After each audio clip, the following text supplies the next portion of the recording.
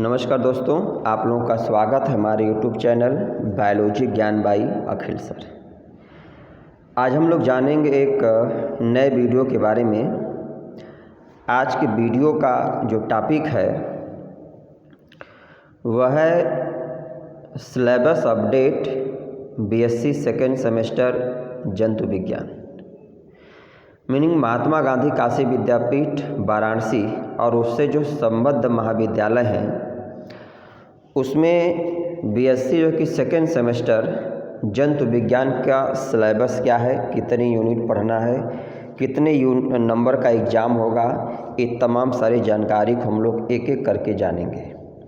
अब बहुत सारे बच्चों के मन में प्रश्न आएगा कि अभी जो फर्स्ट सेमेस्टर के कुछ मेजर विषय का एग्ज़ाम बाकी है, प्रैक्टिकल बहुत सारी जगहों पे नहीं हुआ, तो हमें क्या सेकंड सेमेस्टर के बारे में इतना जल्दी पढ़ना उचित है?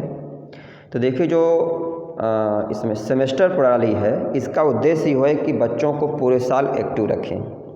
और सेमेस्टर प्रणाली में जैसे आप लोग जो कि मार्च लगभग ख़त्म होने वाला है, 1-2 दिन और बचा हुआ है, अप्रैल तक आप लोगों का प्रैक्टिकल ही होगा और सेकेंड सेमेस्टर का एग्ज़ाम बहुत लेट होगा तो जुलाई अगस्त तक मान लीजिए। तो आप लोगों को 3-4 महीने ही केवल मिलेगा जिसमें आपको पूरे 8 यूनिट पढ़ना है। इसलिए हम लोग बिना रुके, बिना ब्रेक लिए, बिना आराम किए सेकेंड सेमेस्टर का सिलेबस भी पढ़ना स्टार्ट करेंगे और फर्स्ट सेमेस्टर का प्रैक्टिकल भी इसके साथ जो है कि देंगे, जिससे समय रहते हम लोग पूरा सिलेबस को अच्छी तरीके से विधिवत क्या करें, पढ़ लें और समझ लें। देखिए, हाँ, ये जो सिलेबस है NEP के द्वारा जो दिया गया है, न्यू एजुकेशन पॉलिसी के द्वारा, तो सिलेबस क्या है, ऑल इंडिया सेम सिलेबस है। हाँ, यूनिवर्सिटी वाइज जो है तो अपना एग्ज़ाम, बाकी जो क्वेश्चन का तरीका, पैटर्न अलग अलग रहता है। तो हम लोग जो जानेंगे वह महात्मा गांधी काशी विद्यापीठ जो है कि वाराणसी से संबद्ध है, इसके बारे में जो तमाम सारी इन्फॉर्मेशन है, जानकारी है। देखिए, जैसा आप लोग पढ़े होंगे कि BSc मतलब फर्स्ट सेमेस्टर में कोई भी जो मेजर विषय है वह 200 नंबर का है, तो जूलॉजी भी 200 नंबर का सेकेंड सेमेस्टर में भी है। 200 नंबर में 100 नंबर का प्रैक्टिकल है और 100 नंबर का थियरी है। तो 100 नंबर के थियरी में 75 का रिटन एग्ज़ाम होगा और 25 का हम लोग इंटरनल होता है, जैसा फर्स्ट सेमेस्टर में हुआ। और इस जो सेकेंड सेमेस्टर में भी हम लोगों को टोटल 8 यूनिट पढ़ना है। हाँ, लेकिन जो जूलॉजी का सेकेंड सेमेस्टर है बहुत इंटरेस्टिंग है और इसमें ऐसे ऐसे टॉपिक हैं कि आप लोग अगर ईमानदारी से पढ़ा जाए, विधिवत पढ़ा जाए, तो 8 यूनिट को पढ़ने के लिए 1 साल का समय भी क्या होगा, कम पड़ेगा। लेकिन आज के वीडियो में हम लोग इसको हम प्रयास करेंगे कि 35 से 40 मिनट के अंदर हम लोग क्या करें, पूरे सिलेबस को समराइज कर दें। और एक चीज़ गारंटी के साथ, दावे के साथ हम कह रहे हैं कि अगर आप लोग ये 35-40 मिनट का समय निकाल कर के एक बार पूरे वीडियो को आप लोग ध्यान से केवल सुन लिए तो पूरे सिलेबस का ओवरव्यू आप लोग समझ जाएंगे कि क्या है।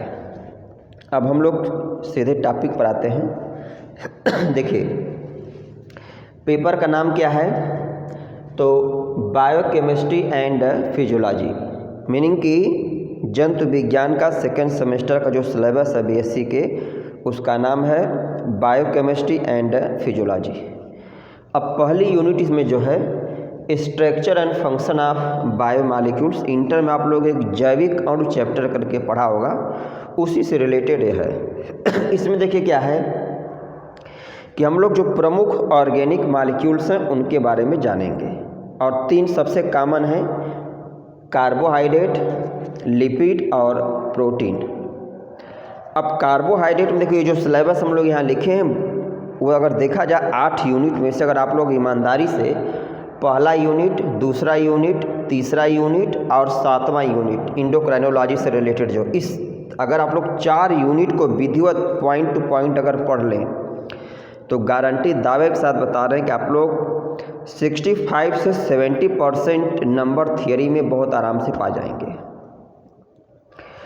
अब देखिए, इसमें पढ़ना क्या हम लोगों के जो कार्बोहाइड्रेट, देखिए ऐसे सामान्य शब्द में अगर हम देखें कार्बोहाइड्रेट तो ऐसा कोई पदार्थ या सब्सटेंस जो टेस्ट में स्वाद में क्या हो, जो कि मीठा हो, और जनरली क्या हो, जो वाटर में जो कि क्या सॉल्युबल हो, मतलब जल में आसानी से क्या हो, घुल जाए, उसको हम लोग कार्बोहाइड्रेट कहते हैं। लेकिन सभी टाइप के जो कार्बोहाइड्रेट है वाटर सॉल्युबल नहीं होते हैं और जल में मीठे नहीं होते। अभी आगे हम लोग पढ़ेंगे। अब इसके बाद आता है कि नाम पर अगर हम लोग देखें, कार्बोहाइड्रेट मतलब हाइड्रेट ऑफ कार्बन शब्द के आधार पर अगर देखें, या ऐसा कंपोनेंट, ऐसा मॉलिक्यूल जो एल्डिहाइड और कीटोन ग्रुप को रखता है, उसको हम लोग क्या बोलते हैं, कार्बोहाइड्रेट बोलते हैं। इसमें हम लोग 3 पढ़ेंगे, मोनोसेक्राइड, ऑलिगोसेक्राइड, पॉलीसेक्राइड। देखिए मोनोसेक्राइड का मीनिंग क्या आ गया, मोनोसेक्राइड 2 शब्द है, एक ग्रीक भाषा का शब्द है, मोनो मतलब एक और सेक्राइड मतलब शुगर। मीनिंग मोनोसेक्राइड क्या, सबसे सिंपलेस्ट टाइप का जो है कि कार्बोहाइड्रेट है, और जितने भी मोनोसेक्राइड है सब के सब वाटर सॉल्युबल होते हैं और जो है कि स्वाद में जो कि ठीक है मतलब मीठे होते हैं। कार्बन के संख्या के आधार पर जो मोनोसेक्राइड हैं उनमें ट्राइओज, टेट्रोज, पेंटोज, हेक्सोज, इसके कई सारे एग्जाम्पल हैं। लेकिन मोनोसेक्राइड का सबसे कॉमन एग्जाम्पल अगर पूछा जाए तो हम लोग 2 एग्जाम्पल बताएंगे, पेंटोज और ग्लूकोज या हेक्सोज। पेंटोज क्या है, 5 कार्बन शुगर है। पेंटोज क्यों कहते हैं, इसका आंसर है कि 5 कार्बन शुगर है। पेंटोज क्या है, कार्बोहाइड्रेट है। कौन सा कार्बोहाइड्रेट है, तो इसका आंसर है कि मोनोसेक्राइड। इसका महत्व क्या है पेंटोज शुगर का, तो न्यूक्लिक एसिड, डीएनए, आरएनए का एक इसेंशियल कंपोनेंट है पेंटोज शुगर। अब अगर हम लोग जो कि मतलब 6 कार्बन के बारे में देखें तो 6 कार्बन का सबसे कॉमन एग्जाम्पल क्या है, ग्लूकोज है। कई बार पूछा गया कि जो हम लोग चावल ये सब चीज़ें खाते हैं तो उसमें कार्बोहाइड्रेट किस रूप में रहता है, उसमें कार्बोहाइड्रेट स्टार्च या मंड के रूप में रहता है। तो कार्बोहाइड्रेट का सबसे सिंपलेस्ट फॉर्म क्या है, तो जब हम लोग कार्बोहाइड्रेट को खाते हैं तो पाचन के बाद क्या था, सबसे सिंपलेस्ट फॉर्म क्या होता है इसका, मोनोसेक्राइड होता है या ग्लूकोज होता है, जो वाटर सॉल्युबल होता है, जो आसानी जो कि डिजॉल्व हो जाता है। कार्बोहाइड्रेट में जो मोनोसेक्राइड होते हैं वो आपस में ग्लाइकोसिडिक बंध के द्वारा जुड़े होते हैं। अब हम लोग ऑलिगोसेक्राइड पर आए, तो ऑलिगो मतलब होता है सम या कुछ, और सेक्राइड मतलब शुगर। मीनिंग ऐसे कार्बोहाइड्रेट जो कुछ मोनोसेक्राइड से मिलकर के बने होते हैं। तो कुछ का मीनिंग क्या है, कहीं कहीं दिया है 2 to 7 या 2 to 9, मतलब ऐसे कार्बोहाइड्रेट जो 2 से 7 या 2 से 9 मोनोसेक्राइड से मिलकर के बने होते हैं, उनको हम क्या बोलते हैं, ऑलिगोसेक्राइड। इसमें मोनोसेक्राइड के संख्या के आधार पर ऑलिगोसेक्राइड के टाइप क्या हैं, तो डाइसेक्राइड 2 होगा मोनोसेक्राइड, तो ट्राइसेक्राइड, टेट्रासेक्राइड, पेंटासेक्राइड, हेक्सा, इसके कई सारे एग्जाम्पल हैं, जिसमें आप लोगों के एग्जाम की दृष्टि से डाइसेक्राइड सबसे महत्वपूर्ण है। मतलब ऐसे कार्बोहाइड्रेट जो 2 मोनोसेक्राइड से मिलकर के बने होंगे। डाइसेक्राइड का 3 एग्जाम्पल आप लोग याद रखेंगे, एकदम सिंपल सा, LMC करके अगर आप लोग याद रखिएगा, LMC, ठीक है। ये 3 क्या है, डाइसेक्राइड के कॉमन एग्जाम्पल हैं, और इस 3 में से एग्जाम में एक निश्चित 5 नंबर में आना है। लैक्टोज, ठीक है, माल्टोज, और जो कि सुक्रोज, LMS, सुक्रोज। अब देखिए इसका कॉमन नेम वाइवा पूछा गया कि कॉमन नेम क्या है। देखिए लैक्टोज को हम लोग क्या बोलते हैं, लैक्टोज को मिल्क शुगर के नाम से जानते हैं। माल्टोज को हम लोग माल्ट शुगर, मतलब ये जर्मिनेटिंग अनाज में मुख्य रूप से पाया जाता है। और सुक्रोज को हम लोग कैन शुगर बोलते हैं, मतलब जो शुगर कैन में, मतलब जो गन्ने में या चीनी में पाया जाता है। ये 3 इसके कॉमन एग्जाम्पल हैं। नेक्स्ट तीसरा आता है पॉलीसेक्राइड। नाम से स्पष्ट है, पॉली मतलब मेनी, सेक्राइड मतलब शुगर। पॉलीसेक्राइड मतलब ऐसे कार्बोहाइड्रेट जो लार्ज नंबर में मोनोसेक्राइड से मिलकर के बने होते हैं। लार्ज नंबर मीनिंग यहाँ 9 तक हम लोग पढ़े हैं, तो जो 9 से ज़्यादा। हाँ, पॉलीसेक्राइड जो होते हैं जनरली वाटर इनसॉल्युबल होते हैं और नॉन स्वीटिंग टेस्ट होते हैं। अब पॉलीसेक्राइड को 2 ग्रुप में बांटा गया, होमोपॉलीसेक्राइड और हेट्रोपॉलीसेक्राइड। होमोपॉलीसेक्राइड मतलब ऐसे कार्बोहाइड्रेट जो सेम प्रकार के मोनोसेक्राइड से मिलकर के बने होते हैं, उसको हम लोग बोलते हैं होमोपॉलीसेक्राइड। और ऐसे कार्बोहाइड्रेट जो अलग अलग डिफरेंट टाइप के मोनोसेक्राइड से मिलकर बने होते हैं, उसको हम बोलते हैं जो कि हेट्रोपॉलीसेक्राइड। अब होमोपॉलीसेक्राइड का फिर 2 टाइप है, स्टोरेज और स्ट्रक्चरल। मतलब ऐसा पॉलीसेकेराइड जो पौधों में और जंतुओं में रिजर्व फूड के रूप में रहता, तो उसको हम लोग बोलते हैं स्टोरेज पॉलीसेकेराइड, हिंदी में संग्राहक। एग्जाम्पल स्टार्च और ग्लाइकोजन है। स्टार्च क्या होता है? पौधों में रिजर्व फूड होता है, ग्लाइकोजन एनिमल में रिजर्व फूड होता है। और अगर हम लोग जो इस दूसरा देखें स्ट्रक्चरल को हिंदी में बोलते हैं संरचनात्मक, मतलब ऐसे कार्बोहाइड्रेट जो जंतुओं या पौधों की संरचना में भाग लेते हैं। अब इसमें क्या, इसमें जो है कि सबसे कम अगर देखा जाए तो सेलुलोज हो गया, काइटिन है, ठीक है, पेक्टिन है, जो हेमी सेलुलोज है, तमाम एग्जाम्पल है। सेलुलोज कहाँ कहाँ पाया जाएगा? पेड़ पौधों के सेल वॉल में पाया जाता है, एल्गी के सेल वॉल में पाया जाता है। काइटिन जो होता है वह आर्थ्रोपोडा जो वर्ग है और फंगल के सेल वॉल में पाया जाता है। तो पूरे वर्ल्ड में, पूरे बायोस्फीयर में सबसे ज़्यादा मात्रा में पाए जाने वाला ऑर्गेनिक कंपोनेंट क्या? सेलुलोज है। और दूसरे नंबर पे क्या है? काइटिन है, याद रखिएगा। अब थोड़ा सा इसको समराइज देखेंगे, बहुत टाइम लग जाएगा। देखिए अब दूसरा आता है लिपिड में, तो हम लोग इसमें लिपिड का क्लासिफिकेशन पढ़ना है। लिपिड का टाइप है, सिंपल लिपिड है, डेराइव्ड लिपिड है, कॉम्प्लेक्स लिपिड, इसके बारे में पढ़ना है। फिर जो इम्पॉर्टेंट है सैचुरेटेड और अनसैचुरेटेड फैटी एसिड, हिंदी में संतृप्त और असंतृप्त वसी अम्ल।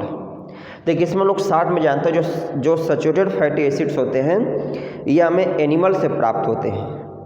और सैचुरेटेड का मीनिंग है कि इसमें जो बैकबोन में जो कार्बन होता है उसकी संयोजकता है, उसकी बैलेंसी क्या होती है? पूरी होती है।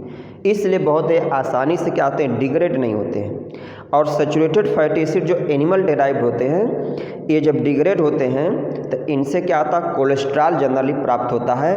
कोलेस्ट्रॉल तो हम लोगों के लिए आवश्यक है, सेक्स हार्मोन के लिए आवश्यक है, इम्यूनिटी के लिए आवश्यक है, लेकिन कोलेस्ट्रॉल की मात्रा एक लिमिट से जब आगे बढ़ती है तो कोलेस्ट्रॉल हम लोग के ब्लड वेसल्स में जमा हो जाता है। विशेषकर कोरोनरी आर्टरी की बात अगर करें, और कोरोनरी आर्टरी में कोलेस्ट्रॉल की जब मात्रा ज़्यादा हो जाती है तो क्या करता है? ब्लड फ्लो को में डिस्टर्बेंस पैदा करता है। और आगे चल करके अगर ये समस्या ज़्यादा जटिल होती है तो कोलेस्ट्रॉल के डिपोजिशन का कारण क्या होता है? हार्ट अटैक की समस्या, ओबेसिटी की समस्या, हाई बीपी की समस्या उत्पन्न होती है। अनसैचुरेटेड फैटी एसिड मतलब ऐसे फैटी एसिड जो हमें प्लांट से डेराइव्ड होते हैं, पौधों से प्राप्त होते हैं। हाँ, ये आसानी से डिग्रेड हो जाते हैं क्योंकि इनमें जो बैकबोन में कार्बन है उनकी संयोजकता या बैलेंसी पूरा नहीं होती है, इसलिए आसानी से टूट जाते हैं। इसके अलावा स्टेरॉइड, इसका एग्जांपल इसमें सबसे इंपॉर्टेंट क्या है? कोलेस्ट्रॉल हमें पढ़ना हम लोग जानेंगे। अब हम लोग जानेंगे अगला पॉइंट प्रोटीन है। देखिए प्रोटीन क्या है? तो प्रोटीन अगर देखा जाए तो अब अगर कंपोजिशन देखें तो कार्बोहाइड्रेट क्या है? कार्बोहाइड्रेट 3 है, कार्बन, हाइड्रोजन, ऑक्सीजन, 3 कंपोनेंट से मिलकर बना है। लिपिड जो होते हैं वह carbon, hydrogen, oxygen, nitrogen, sulphur, ये सब चीज़ें होती हैं। और वैसे प्रोटीन में भी क्या आते हैं? तो अगर हम लोग सिंप्लिसिटी में देखें तो सबसे सिंपलेस्ट क्या होता है? कार्बोहाइड्रेट होता है। एक क्वेश्चन और बहुत इंपॉर्टेंट है कि 1 ग्राम कार्बोहाइड्रेट, 1 ग्राम प्रोटीन और 1 ग्राम जो लिपिड का डिग्रेडेशन होता है तो कितनी उसका ऑक्सीडेशन होता है तो कितनी एनर्जी मिलती है? देखिए 1 ग्राम कार्बोहाइड्रेट से या फिर 1 ग्राम प्रोटीन से अगर देखा जाए तो 1 ग्राम कार्बोहाइड्रेट या 1 ग्राम प्रोटीन से 4.2 या 4.3 किलो कैलोरी ऊर्जा मिलती है, जबकि 1 ग्राम जो कि लिपिड से 9.4 किलो कैलोरी एनर्जी हमें प्राप्त होती है।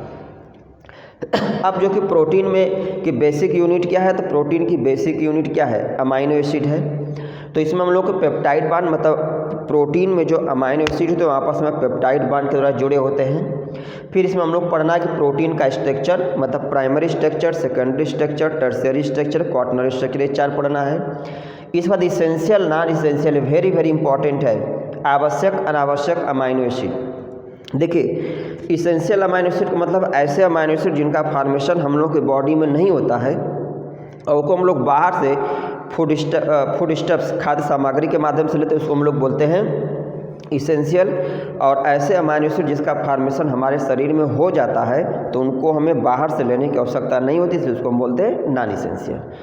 अब आते हैं हम लोग दूसरी यूनिट है एंजाइम एक्शन एंड रेगुलेशन। इसमें हम लोगों को एंजाइम के बारे में पढ़ना। देखिए सबसे इंपॉर्टेंट इसमें यह है कि एंजाइम इसका नाम क्यों पड़ा। देखिए पहले जो इसका नाम था वह इंजाइम था, INZYME। तो इन का मतलब क्या होता है? में, और जाइम मतलब जाइमेज। मतलब सबसे पहले इसको ईस्ट से प्राप्त किया गया था, जाइमेज जो नाम दिया गया है, इसलिए पहले इसको एंजाइम इसका नाम पड़ा था। फिर इसके फंक्शन के आधार पर आई की जगह ई हो गया। तो एंजाइम जो ये है इसका मतलब क्या आता है, कैटालिस्ट या उत्प्रेरक, मतलब ऐसा कोई पदार्थ जो अपनी उपस्थिति मात्र से किसी अभिक्रिया की दर को बदल दे, परिवर्तित कर दे, तो उसको हम क्या बोलते हैं, एंजाइम। तो पहले इसको एंजाइम था, मतलब इसको जो है कि जाइमेज ईस्ट से प्राप्त किया गया था, लेकिन बाद में इसका फंक्शन के आधार पर इसको क्या कर दिया गया, एंजाइम कह दिया गया। इसमें इसका नॉमेनक्लेचर पढ़ना हम लोगों को, कोफैक्टर पढ़ना है, मैकेनिज्म ऑफ एक्शन पढ़ना, मतलब एंजाइम कैसे कार्य करती है, सबसे इंपॉर्टेंट टॉपिक। इसमें क्या किसके माध्यम पढ़ते हैं, ये आप लोग इंटर में पढ़ा होगा, लॉक एंड की थियरी और इंड्यूस्ड फिट थियरी, ताला चाबी मॉडल पढ़ा होगा। तो लॉक एंड की थियरी के अनुसार यही था कि लॉक एंड जो मतलब की थियरी है उसको फिशर नामक साइंटिस्ट ने दिया था। उन्होंने ये कहा था कि जैसे एक स्पेसिफिक की एक लॉक में फिट बैठती है, उसके बाद उसको ओपन करती है, ठीक वैसे किसी अभिक्रिया के लिए क्या होता है कि एक प्रत्येक एंजाइम क्या होती है, वो फिक्स होती है। हाँ, इस सिस्टम का, इस थियरी का सबसे बड़ी कमी यही थी कि इस थियरी ने कहा कि लॉक एंड की तरह ही क्या होता है, एंजाइम का और उसके सबस्ट्रेट का एक्टिव साइड जो होता है वह रिजिड होता है। यही इस थियरी की सबसे बड़ी कमी थी। इसको जब हम लोग पढ़ेंगे तो फिर डिटेल में पढ़ेंगे। अगला था induced fit theory. Induced fit theory को कोसलर ने दिया था। इन्होंने बताया कि नहीं, जो एंजाइम का जो एक्टिव साइट है या जो सबस्ट्रेट का वह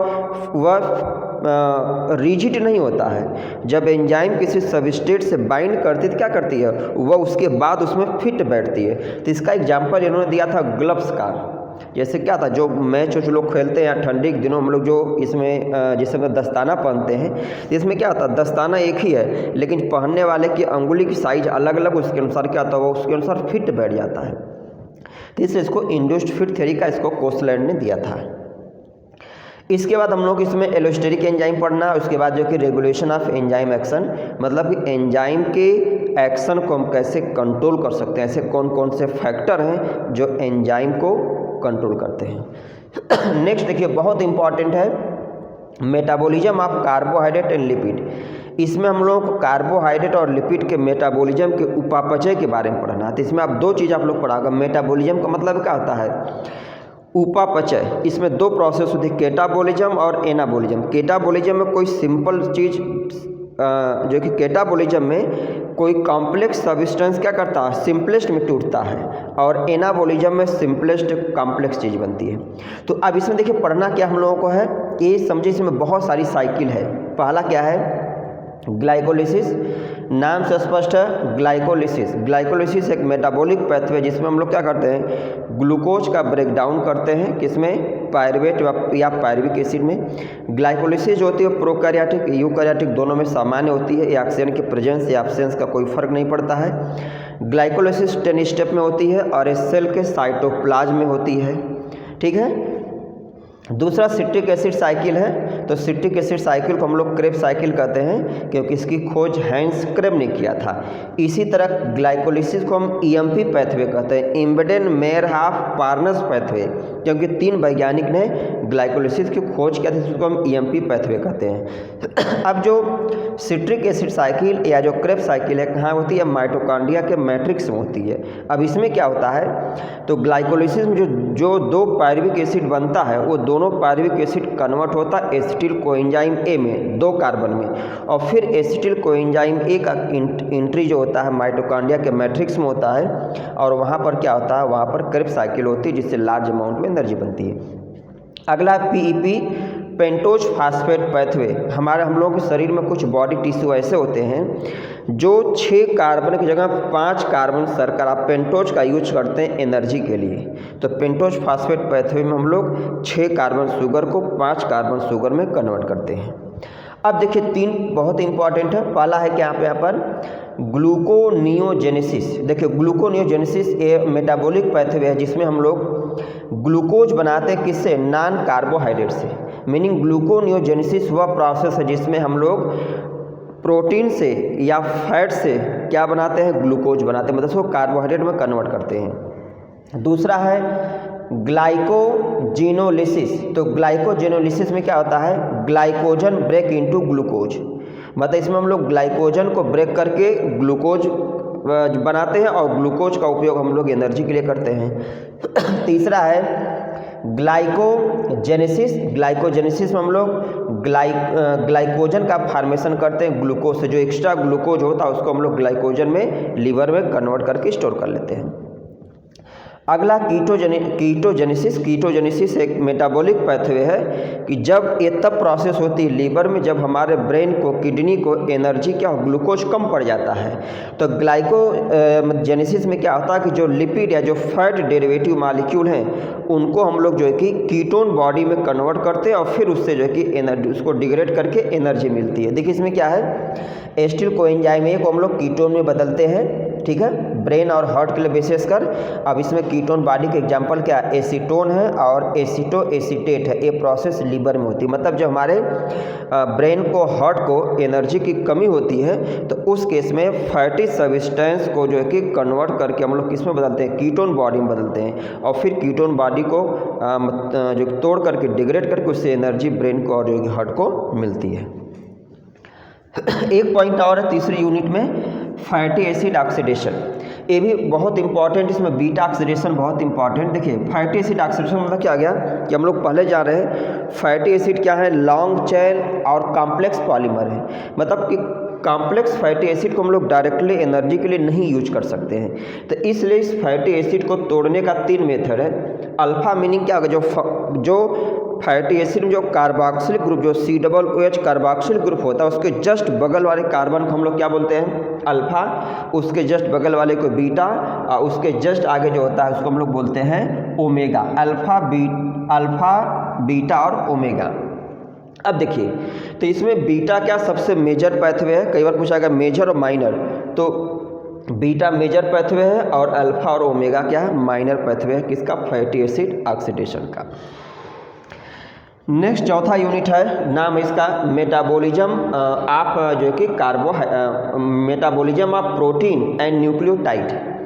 देखिए इसका मीनिंग क्या आ गया, इसमें हम लोग प्रोटीन और न्यूक्लियोटाइड के मेटाबॉलिज्म के बारे में जानेंगे। इसमें मुख्य रूप से हम लोगों को ट्रांसएमिनेशन पढ़ना है, डीएमिनेशन इंपॉर्टेंट है, यूरिया साइकिल है, विटामिन्स हैं, ऑक्सीडेटिव फास्फोराइलेशन और इसी से रिलेटेड क्या है, केमियास्मोटिक थ्योरी है। अब देखिए ट्रांसएमिनेशन क्या है, तो ट्रांसएमिनेशन एक ऐसे मेटाबॉलिक पाथवे है जिसमें हम लोग क्या करते हैं, अल्फा अमाइनो एसिड को अल्फा कीटो एसिड में बदलते हैं। अभी हम लोग इस वाले यूनिट पढ़े ना कि जो नॉन इसेंशियल अमाइनो एसिड थी उनका फॉर्मेशन हमारे शरीर में हो जाता। तो प्रश्न है कि कैसे होता है, कहाँ से होता है। तो जो हम लोग इसेंशियल अमाइनो एसिड लेते हैं, इसेंशियल अमाइनो एसिड से ही नॉन इसेंशियल अमाइनो एसिड का फॉर्मेशन होता है। तो ट्रांसएमिनेशन में ट्रांसएमिनेज एंजाइम के प्रेजेंस में अल्फा अमाइनो एसिड को अल्फा कीटो एसिड में या अल्फा अमाइनो एसिड में हम लोग बदलते हैं और उससे फिर जो है कि नॉन इसेंशियल अमाइनो एसिड का फॉर्मेशन होता है।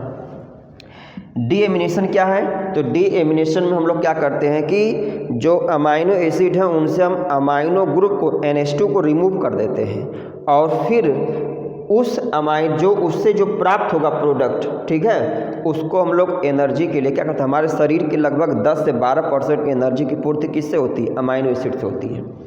अगला अति महत्वपूर्ण है यूरिया साइकिल। यूरिया साइकिल क्या है, यूरिया साइकिल क्या है, लीवर में ऑपरेट करती है।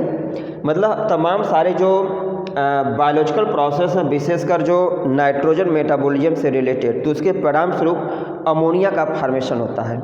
अमोनिया क्या अगर हमारे शरीर में लंबे समय तक ज़्यादा मात्रा में स्टोर हो तो अमोनिया एक तरीके से हमारे शरीर के लिए बहुत टॉक्सिक होता है। पेड़ पौधों में क्या होता है, वो फोटोसिंथेसिस के द्वारा उसका फॉर्मेशन कर लेते हैं। तो जो अमोनिया है, अमोनिया को यूरिया में कन्वर्ट करके यूरिया साइकिल के माध्यम से हम लोग क्या करते हैं, उसको शरीर से बाहर निकाल देते हैं। तो इसी प्रोसेस को हम लोग क्या बोलते हैं, यूरिया साइकिल बोलते हैं। ऑक्सीडेटिव फास्फोराइलेशन क्या है, तो ऑक्सीडेटिव फास्फोराइलेशन सेलुलर रेस्पिरेशन की लास्ट स्टेप है जिसमें हम लोग क्या करते हैं कि ऑक्सीजन के प्रेजेंस में, ठीक है, माइटोकॉन्ड्रिया के इनर मेम्ब्रेन में ऑक्सीडेटिव फास्फोराइलेशन प्रोसेस जिसमें हम लोग ATP का फॉर्मेशन करते हैं। आप लोग इलेक्ट्रॉन ट्रांसपोर्ट चेन पढ़ा होगा।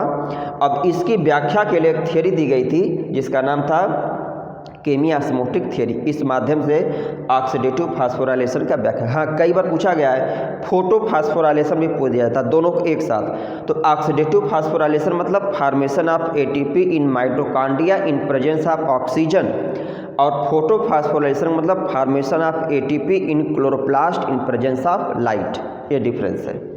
अगला 5वां यूनिट है डाइजेशन एंड जो कि रेस्पिरेशन। इसमें हम कोई टॉपिक लिखे नहीं, मतलब ये बहुत सिंपल है, ये पहले से आप लोग पढ़ेंगे। इसमें हम लोगों को पाचन के बारे में और श्वसन से रिलेटेड जो सिंपल प्रोसेस को पढ़ना है। नेक्स्ट आता है जो कि सर्कुलेशन एंड एक्सक्रीशन। देखिए सर्कुलेशन और जो एक्सक्रीशन है इसमें हम लोग को ब्लड पढ़ना, कंपोनेंट ऑफ ब्लड पढ़ना, ब्लड क्लॉटिंग जो सिस्टम पढ़ना है, ब्लड ग्रुप पढ़ना है, आरएच फैक्टर पढ़ना है, हार्ट पढ़ना है, कार्डियक साइकिल पढ़ना है, इलेक्ट्रोकार्डियोग्राम पढ़ना है, ब्लड प्रेशर है, किडनी है, यूरिन फॉर्मेशन, इतना पढ़ना। अब इसमें इंपॉर्टेंट क्या देखिए ये बड़े लेंदी सब टॉपिक है, बहुत इंटरेस्टिंग है। ब्लड क्या है तो आप लोग पढ़ागा, ब्लड क्या है, फ्लूइड कनेक्टिव टिश्यू। ब्लड तरल संयोजी ऊतक है। ब्लड कलर लाल क्यों होता है, हीमोग्लोबिन कारण होता है। हीमोग्लोबिन क्या, हीमोग्लोबिन एक कॉन्जुगेटेड प्रोटीन है जो हीम और ग्लोबिन से मिलकर के बनी होती है। हीमोग्लोबिन कारण क्या आता है, ब्लड, इसको पिगमेंट भी बोलते हैं जिसका ब्लड कलर है। अब ब्लड कितने पार्ट से मिलकर बना होता है, तो ब्लड में अगर हम लोग देखें तो 2 पार्ट हैं, प्लाज्मा और कार्बसेल्स। मतलब ब्लड का लगभग 55% प्लाज्मा है और ब्लड का लगभग 45% कार्बसेल्स है। प्लाज्मा में 90% वाटर होता है, 10% में organic component, inorganic component, vitamin, hormone, ये सब चीज़ें होती हैं। और जो 45% ब्लड कार्बसेल्स होता है, उस 45% ब्लड कार्बसेल्स में आरबीसी, डब्ल्यूबीसी और प्लेटलेट्स होती हैं। आरबीसी जिसको हम लोग श्वेत रक्त कणिका कहते हैं, आरबीसी को हम लोग इरिथ्रोसाइट भी कहते हैं। आरबीसी की लाइफ साइकिल 120 दिन नियर अबाउट होती है। डब्ल्यूबीसी श्वेत रक्त कणिका कहते हैं, या इसी को हम लोग ल्यूकोसाइट मतलब कलरलेस वन ल्यूकोसाइट बोलते हैं। और डब्ल्यूबीसी का सेफ फिक्स न होने के कारण इसको हम लोग अमीबोसाइट के नाम से भी जानते हैं। अब जो आरबीसी हैं इसको 2 पार्ट है, ग्रेनुलोसाइट, ए ग्रेनुलोसाइट। ग्रेनुलोसाइट में इओसिनोफिल, बैसोफिल, न्यूट्रोफिल है। और जो ई ग्रेनुलोसाइट हैं उनमें मोनोसाइट और लिम्फोसाइट है। फिर लिम्फोसाइट में बी सेल है और जो कि टी सेल हैं। तो जब हम लोग एक एक पढ़ेंगे तब बहुत डिटेल, बहुत विधिवत पढ़ेंगे। फिलहाल हम लोग इतना समराइज तरीके से जानेंगे। ठीक है। ब्लड क्लॉटिंग क्या है, तो ब्लड क्लॉटिंग एक मतलब प्रोसेस है जिसमें जब हम लोगों को कहीं पर ब्लड वेसल रप्चर हो जाती हैं तो फिर क्या होता है, उसको ब्लड को एक तरीके से क्लॉट कर दिया जाता है, जिससे क्या हो कि ब्लड लॉस से हम लोग क्या करें, बच जाएं। तो कई बार प्रश्न पूछा गया कि ब्लड हम लोग शरीर के अंदर क्यों नहीं क्लॉट करता है, तो आप लोग पढ़ेंगे कि हम लोग के ब्लड में एक प्रोटीन एक तरीके से है जिसको हम लोग क्या बोलते हैं, हिपेरिन। हिपेरिन जो है जिसका फॉर्मेशन लीवर से होता है और ये ब्लड में क्या करता है, एंटी क्लॉटिंग फैक्टर को में जो ब्लड को जमने नहीं देता। हाँ, लेकिन जैसे ही क्या होता है ब्लड वेसल रप्चर होती है तो एटमॉस्फेरिक एयर के प्रेजेंस में हिपेरिन इनएक्टिव हो जाती है। और हिपेरिन के इनएक्टिव होते ही जो 13 ब्लड क्लॉटिंग फैक्टर होते हैं वह एक्टिव हो जाते हैं, जिससे क्या होता है, ब्लड क्लॉट कर जाता है। और यही कारण है कि कई बार देखोगे जब कोई डॉक्टर इंजेक्शन लगाते हैं तो देखोगे डॉक्टर जब इंजेक्शन में दवा सिरिंज में खींच लेते हैं तो हल्की सी दवा बाहर निकालते हैं ताकि उसमें एयर बबल ना हो। क्योंकि अगर डॉक्टर के पास अनुभव नहीं है या जो जैसे कंपाउंडर जो भी इंजेक्शन लगाते हैं, अगर उस सिरिंज में अगर थोड़ा सा भी ऑक्सीजन रह जाता है, अगर उस केस में वो इंजेक्शन लगाते हैं तो तुरंत आप देखें क्या आता है कि वहाँ पे स्वेल कर जाता है। तो स्वेल करने का ये होता है कि वहाँ पर एयर जो एटमॉस्फेरिक एयर अंदर चली गई तो वहाँ पर क्या था, ब्लड जो था क्लॉट कर जाता है, जिससे क्या था, स्वेल कर जाता और वहाँ पर पेन भी होता है। ठीक है। ब्लड ग्रुप है तो ब्लड ग्रुप की खोज कार्ल लैंडस्टीनर ने किया था। ब्लड ग्रुप के 4 टाइप हैं, ए, ठीक है, बी, ए बी और ओ। इसके बारे में फिर डिटेल हम लोग और आगे पढ़ेंगे। आरएच फैक्टर क्या है, तो आरएच क्या एक एंटीजन है। अब जैसे अगर देखा जाए तो आरएच एंटीजन होता है, ठीक है, एबीओ और एमएन ये अलग अलग है, लेकिन सबसे इंपॉर्टेंट आरएच फैक्टर है। तो आरएच क्यों नाम दिया गया, सबसे पहले इस फैक्टर को रीसस मंकी, आरएच मतलब रीसस मंकी में जो कि खोजा गया था, इसलिए इसका नाम आरएच फैक्टर पड़ा। जिसमें यह फैक्टर प्रेजेंट होता है उसको आप लोग सुना जब ब्लड जांच कराते हैं ब्लड ग्रुप का तो कहते हैं कि आप आरएच पॉजिटिव हैं, ठीक है, या किसी होता है ना कि ब्लड आता है A positive, A negative, B positive, A B positive, अलग अलग। तो अगर ये फैक्टर प्रेजेंट है तो उसको हम लोग क्या बोलते हैं, पॉजिटिव बोलते हैं। आरएच फैक्टर के होने से, आरएच फैक्टर नहीं होता तो उसको हम लोग ब्लड को मतलब निगेटिव बोलते हैं। हाँ, अगर कोई ऐसा पुरुष जो RH पॉजिटिव हो और महिला RH नेगेटिव हो, उसकी शादी अगर हो जाती है तो फर्स्ट केस में तो नॉर्मल डिलीवरी हो जाती है, लेकिन सेकंड केस के उसके बाद क्या होता है कि उस मतलब फीमेल में, उस जो मतलब फीमेल है, चूँकि जो मतलब बेबी रहता है उसमें उसके मतलब फादर का जो कि DNA है तो वो RH पॉजिटिव, तो RH पॉजिटिव RH नेगेटिव, तो क्या होता है मतलब मदर में उसके खिलाफ क्या होती है कि जो है कि एंटीबॉडी बन जाती है, और इससे एक डिजीज होती है जिसको हम लोग बोलते हैं इरिथ्रोब्लास्टोसिस, जो कि मतलब फेटालिस। इसी को हम लोग न्यू बॉर्न डिजीज के नाम से भी जानते हैं, जो बहुत घातक, फर्स्ट बेबी के बाद बाकी के लिए बहुत घातक होता है। इसके बाद आता है कार्डियक साइकिल। कार्डियक साइकिल क्या, हम लोगों का हार्ट जो होता है वो कैसे वर्क करता है, इसमें लब डब तमाम सारे जो टर्म आप लोग सुना को इसके बारे में हम लोग डिटेल में पढ़ेंगे। कार्डियक साइकिल हो गया, ठीक है। इलेक्ट्रोकार्डियोग्राम क्या है, इलेक्ट्रोकार्डियोग्राम क्या होता है, जब किसी के हार्ट का, ठीक है, ECG कराया जाता है, इलेक्ट्रोकार्डियो इंसेफेलोग्राफी जो होती है, तो इस इलेक्ट्रोकार्डियोग्राम क्या करते हैं कि उसी हम लोग जो कि जो इंस्ट्रूमेंट है, तो देखिए ध्यान दे, इलेक्ट्रोकार्डियोग्राम, तो उसके द्वारा हम लोग जो है कि जांच करते हैं। तो जांच करने के बाद क्या आता है, एक रिपोर्ट आती है जिसके आधार पर हम लोग ये बताते हैं कि व्यक्ति क्या है, जिसका हार्ट है वो प्रॉपरली वर्क कर रहा है कि प्रॉपरली नहीं कर रहा है। तो इलेक्ट्रोकार्डियोग्राम और इलेक्ट्रोकार्डियोग्राफी, ग्राफी क्या प्रोसेस है, ग्राम उसके द्वारा हम उसको कम करते हैं। फिर इसमें हम लोग पढ़ना मतलब ब्लड प्रेशर, तो ब्लड प्रेशर कैसे मापते हैं, किस जो कि मतलब जो कि इसमें, ठीक है, जो कि इंस्ट्रूमेंट से, तो स्फिग्मोमैनोमीटर एक जो होता है इंस्ट्रूमेंट जिसके द्वारा हम लोग BP को मापते हैं। BP क्या है, तो नॉर्मल BP आप लोग पहले पढ़ेंगे 120/80 mmHg। इसका मीनिंग ये हो गया कि जो नॉर्मल BP 120 mmHg है, तो इसमें दो होता है ब्लड में, सिस्टोल और डायस्टोल। तो सिस्टोलिक प्रेशर हमारा 100 जो होता है, जो ब्लड का सिस्टोलिक प्रेशर होता है वह 120 mm पर पारे के प्रेशर के बराबर। कई बार पूछा कि 120/80 mmHg ही क्यों कहते हैं, इसलिए कहते हैं कि जो सिस्टोलिक ब्लड प्रेशर होता है उसका दबाव 120 mm पारे के दबाव के बराबर होता है, और जो डायस्टोलिक प्रेशर होता है वह 80 mmHg पारे के दाब के बराबर होता है, इसलिए 120/80 नॉर्मल BP होता है, ठीक है। यूरिन फॉर्मेशन के बारे में लोग पढ़ेंगे। अगला आता है नर्वस सिस्टम और इंडोक्राइनोलॉजी। इसमें सबसे इंपॉर्टेंट इंडोक्राइनोलॉजी वाला पोर्शन है। इसमें क्या हम लोग पढ़ेंगे, हार्मोन, इसके अलग अलग टाइप और जो कि इंपॉर्टेंट ग्रंथियाँ। इसमें लोग 2-3 के बारे में थोड़ा जल्दी जान लेते हैं कि हार्मोन क्या है। तो हार्मोन एक केमिकल जो कि क्या है, मतलब मैसेंजर का काम करता है, और एक किसी भी ऑर्गेनिज्म के संतुलित जीवन के लिए क्या बहुत आवश्यक है। अब इसमें हम लोग शरीर में अगर देखा जाए तो बहुत सारी ग्रंथियाँ, लगभग 10-12 ग्रंथियाँ, लेकिन सबसे इम्पॉर्टेंट इसमें क्या है, पिट्यूटरी है, हाइपोथैलेमस, थायराइड है, और पैंक्रियाज और एड्रिनल, इतने के बारे में हम लोग जान लेते हैं। देखिए पिट्यूटरी ग्लैंड जो है, इसको हम लोग क्या बोलते हैं, पिट्यूटरी ग्लैंड को हम लोग मास्टर ग्लैंड बोलते हैं, क्योंकि पिट्यूटरी के अलावा जितनी ग्रंथियाँ सबका सिक्रीशन किसके द्वारा कंट्रोल होता है, पिट्यूटरी ग्लैंड के द्वारा कंट्रोल होता है। इसमें जो है कि जो मतलब पिट्यूटरी ग्लैंड, इसके जो कि मतलब 2 पार्ट हैं, ठीक है, उसके द्वारा लगभग दोनों पार्ट से मिला करके 6-4-10 हार्मोन का सिक्रीशन जो है कि होता है। अब देखिए जो थायराइड ग्लैंड है, थायराइड ग्लैंड का निक नेम है H ग्लैंड, ये अंग्रेजी की H शेप का होता है, इसी को हम लोग बटरफ्लाई ग्लैंड कहते हैं। इस थायराइड ग्लैंड के द्वारा थायरॉक्सिन नामक हार्मोन का सिक्रीशन होता है, जो हम लोग के शरीर में थायराइड ग्रंथि के किस मतलब सिक्रीशन को क्या करती है, ग्रंथि जो कि मैनेज करती है। कई बार होता है कि जो थायराइड ग्लैंड की अगर किसी मतलब डिफेक्ट हो जाता है तो इससे द्वारा थायरॉक्सिन का फॉर्मेशन नहीं होता है, तो ऐसे जो ऑर्गेनिज्म है उनका फिजिकल और मेंटल ग्रोथ क्या होता है, मतलब प्रभावित होता है। तो निक नेम इसका पूछा H ग्लैंड या बटरफ्लाई ग्लैंड क्या है। अब आता पैंक्रियाज। पैंक्रियाज को हम लोग मिक्स ग्लैंड कहते हैं। देखिए मिक्स ग्लैंड का मतलब क्या, ऐसी ग्लैंड जिससे हार्मोन और एंजाइम दोनों का सिक्रीशन होता है। तो पैंक्रियाज में 2 पार्ट होता है, पैंक्रियाटिक एसिनाई जिससे एंजाइम का सिक्रीशन होता है, और इसी में इजलेट्स ऑफ लैंगरहैंस की द्वीपिकाएँ पाई जाती हैं, जिसके द्वारा क्या होता है, हार्मोन का सिक्रीशन होता है। इजलेट्स ऑफ लैंगरहैंस में अल्फा सेल, बीटा सेल और गामा सेल होती हैं। अल्फा सेल से ग्लूकागॉन हार्मोन का, बीटा सेल से इंसुलिन हार्मोन का, और गामा सेल से सोमैटोस्टैटिन नामक हार्मोन का सिक्रीशन होता है। अब ग्लूकागान का काम क्या होता है, तो ग्लूकागान जो होता है वह ग्लूकोज को ग्लाइकोजन में बदलता है।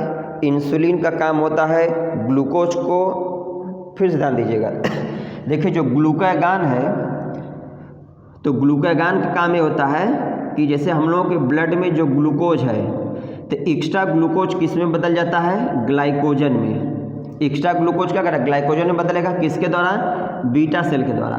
अब जो ग्लाइकोजन है वह ग्लूकागान के द्वारा, देखिए अब फिर देखिएगा, तो जो यहाँ पर बताया गया अल्फा सेल होती है, तो अल्फा सेल से ग्लूकागान हार्मोन का सिक्रीशन होगा। ग्लूकागान का काम होता है, ग्लूकागान लीवर में जो ग्लाइकोजन होता है उसको आवश्यकता पड़ने पर ग्लूकोज में बदलता है। बीटा सेल से इंसुलिन का सिक्रीशन होता है। इंसुलिन का काम क्या होता है कि इंसुलिन जो है वह ब्लड में जो एक्सेसिव ग्लूकोज होता है उसको ग्लाइकोजन में बदलती है। और गामा सेल से सोमैटोस्टेटिन नामक ग्रोथ हार्मोन का फॉर्मेशन होता है। एक और इम्पॉर्टेंट है, एड्रिनल ग्लैंड है।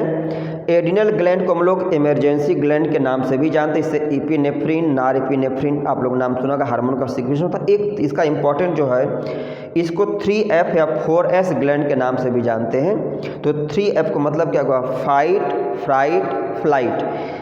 इसको हम लोग एड्रिनल ग्लैंड को हम लोग लड़ो उड़ो भागो के नाम से जानते हैं। मीनिंग क्या हुआ कि ये ग्लैंड हमें इमरजेंसी कंडीशन के लिए, जैसे है कहीं पर हम लोग बैठे हैं, कोई अचानक हम पे हमला कर, तुरंत हम लोग क्या करते हैं, एग्रेसिव हो जाते हैं। कहीं पर अगर हम लोग जा रहे हैं, अचानक जो है क्या सामने से कोई ऐसी घटना, कोई ट्रक ऐसा कोई चीज़ आज हम लोग तेज़ी से, या हम लोग तबीयत बहुत ख़राब है, बहुत वीकनेस जो कि महसूस हो, और अचानक कोई बच्चा कहीं बैठा हुआ गिरने लगे, क्या करते, तुरंत एनर्जी आ जाती है, हम लोग क्या करते हैं, दौड़ के उसको पकड़ लेते हैं।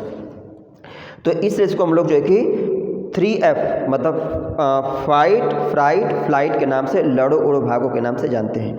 हाँ, 4S क्यों कहते हैं, तो 4S में 4 S है। देखिए शुगर, साल्ट, सेक्स, स्ट्रेस, ये 4 कंडीशन में ये ग्लैंड हमें क्या करती है, प्रिपेयर करती है। और इमरजेंसी मतलब बताया गया इमरजेंसी कंडीशन के लिए, ठीक है। और अगला पॉइंट आता है हिस्टोला। हाँ, अगला जो है यूनिट 8वां है मस्कुलर सिस्टम। मस्कुलर सिस्टम हम लोग सिंपली यही पढ़ना है कि histology of different type of muscles, मतलब हम लोग की बॉडी में तमाम अलग अलग प्रकार के जो मसल्स हैं उनका फंक्शन, कार्य क्या, उनका नेचर क्या, उनकी विशेषताएं क्या, तमाम सारी चीज़ों के बारे में पढ़ेंगे हम लोग, ठीक है। ये वीडियो थोड़ा सा लंबा जरूर हो गया, लेकिन आप लोग एक बार कंसंट्रेट होकर पूरे वीडियो को केवल सुनिए, बहुत अच्छा आप लोग समझ आएगा। फिर एक एक करके हम लोग क्या इस पर वीडियो बनाएंगे और एक एक टॉपिक को डिटेल में जो कि पढ़ेंगे, ठीक है। उम्मीद है वीडियो आप लोगों को बहुत पसंद आएगा। आप लोग वीडियो को देखिए, लाइक करिए, चैनल को हमारे सब्सक्राइब करिए और अधिक से अधिक शेयर करिए, जिससे क्या कि हमें फीडबैक मिलता रहे। धन्यवाद।